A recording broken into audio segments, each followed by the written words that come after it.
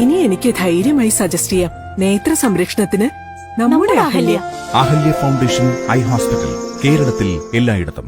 കൊപ്പം പഞ്ചായത്ത് 2025-26 വാർഷിക പദ്ധതി രൂപീകരണത്തിന്റെ ഭാഗമായി ഭിന്നശേഷി ഗ്രാമസഭാ യോഗം ഗ്രാമപഞ്ചായത്ത് പ്രസിഡന്റ് ടി ഉണ്ണികൃഷ്ണൻ ഉദ്ഘാടനം ചെയ്തു.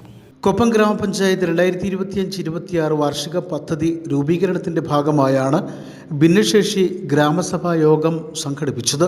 ഗ്രാമപഞ്ചായത്ത് പ്രസിഡന്റ് ടി ഉണ്ണികൃഷ്ണൻ യോഗം ഉദ്ഘാടനം ചെയ്തു. നമ്മുടെ വീടുകളൊക്കെ തന്നെ പണ്ട് ഓലമേഞ്ഞ വീടുകളുണ്ടായിരുന്നതൊക്കെ മാറി ഇന്ന് ഓടും മാറി ഇന്ന് കോൺക്രീറ്റ് സൗധങ്ങളായി മാറി. ജനകീയാസൂത്രണ പദ്ധതി വന്നതോടുകൂടി എല്ലാവർക്കും സാമ്പത്തികമുള്ളവർക്കൊക്കെ തന്നെ വീട് വയ്ക്കാനുള്ള അവസരങ്ങളുണ്ട്.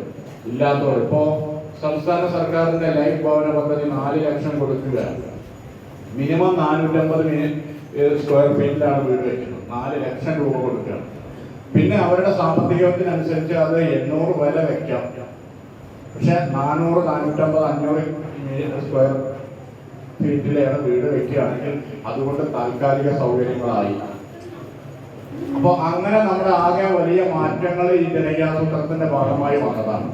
ഇതെല്ലാം നമ്മൾ കൂടിയിരുന്ന് ചർച്ച ചെയ്തതിന്റെ ഭാഗമായിട്ടാണ്. ഗ്രാമപഞ്ചായത്ത് വൈസ് പ്രസിഡന്റ് കെ ബീന യോഗത്തിൽ അധ്യക്ഷത വഹിച്ചു.